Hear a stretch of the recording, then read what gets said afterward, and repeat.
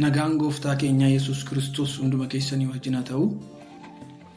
Yeroo darbee Wangeela Yohaannis boqonnaa 5 irratti ergaa namicha waggaa 38 fi bishaan qarqara ciise sanaa wal qabsiisee ergaa sagalee Waaqayyoo gabaabaatti gama miidiyaa kanaan dubbadhe irratti baay'een keessan akkana jajjabeessitan argeen jira.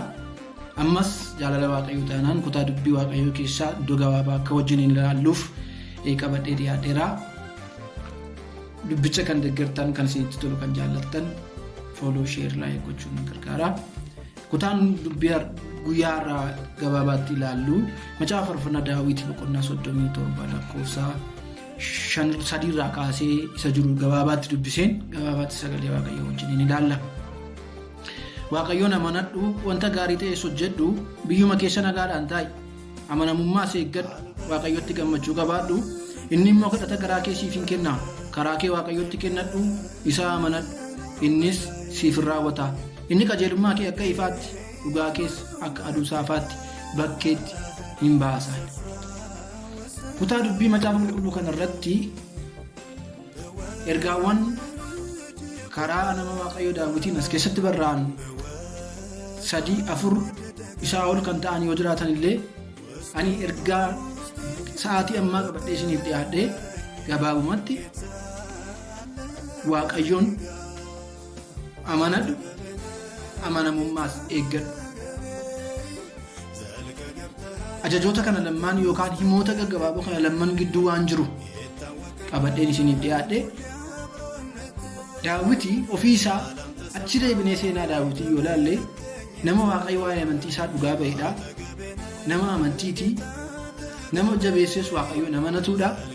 Jabeessees Waaqayyoon amanachuu isaarraa kan ka'e rakkina gurguddaa nama ooledha Daawiti. Cal jedhee miti kutaa kana kan barreessuu fi kan dubbatu. Waaqayyoof amanamee Waaqayyoonis amanatee Waaqayyoon amanachuu isaarraanis rakkina hedduu nama ooledha. Abbaan ergaa kanaa Daawiti jechuudha. Kanaaf maal ilaalla nuuni Waaqayyoon yoo amananne Waaqayyoon amanachuutti nama jabaa taanaa jechuudha.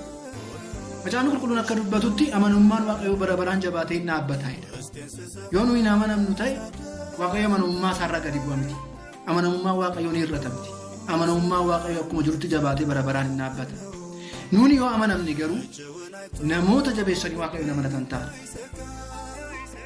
Namoota jabeessanii Waaqayyoon amanatan taana. Yoo maal taane yoo amanamne Waaqayyoon amanamuun keessa keenya yoo jiraate, sodaan Waaqayyoo keessa keenya yoo jiraate, Waaqayyoon sodaannee wanta amanamuun nurra jiraatu irratti yoo amanamne gaafa rakkoo keenyaa Waaqayyoon amanachuudhaaf namoota gahoo taana, namoota jabina qaban taana, Waaqayyoon amanachuutti namoota jajjaboo taanaa jechuudha.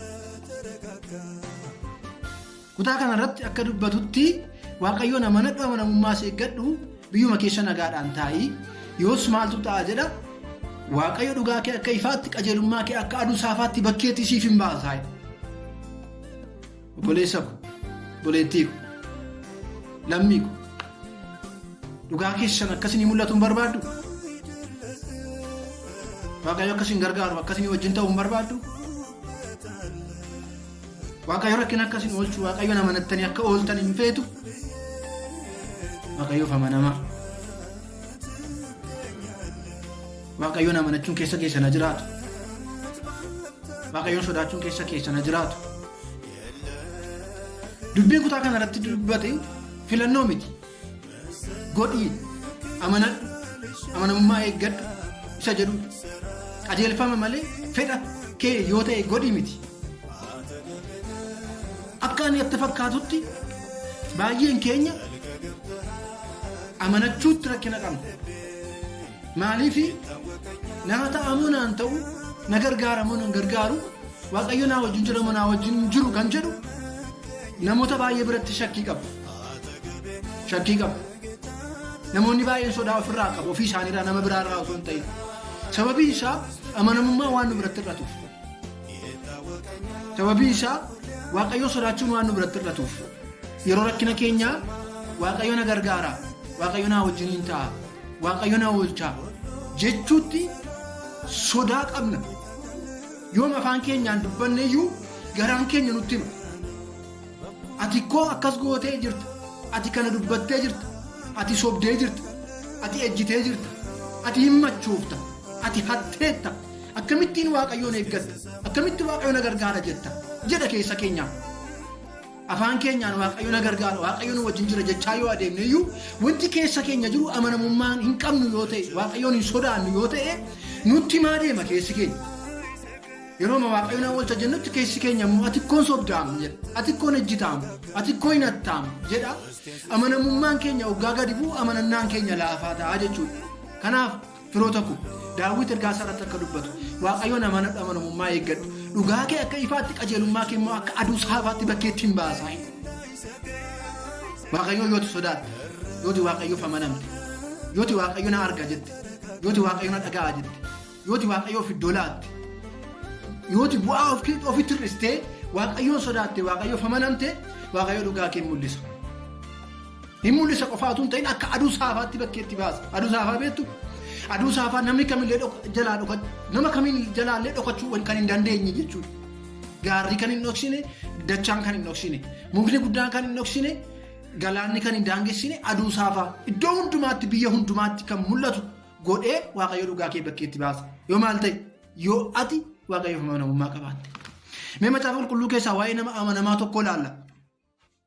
Macaafa Mootota 2 boqonnaa 18 lakkoofsa 5 irraa kaasee isa jiru nan dubbisa. Inni ilaalla. Hisqiyaas mootichi Waaqayyoon goofticha Israa'el in amanate, isa booddees isa duras kan akka isaatii mootota Yihuudaa keessa hin turre, inni Waaqayyoof amanamee in jiraate, isaaf amanamuu isaa irraas hin kufne. Abboommii Waaqayyoo Museetti kenne in eege, Waaqayyo isaa wajjin waan tureef wanti inni hojjetu hundinuu waliin qixxaataaf ture. Inni mootii Asooritti buluu didee irratti in ka'e.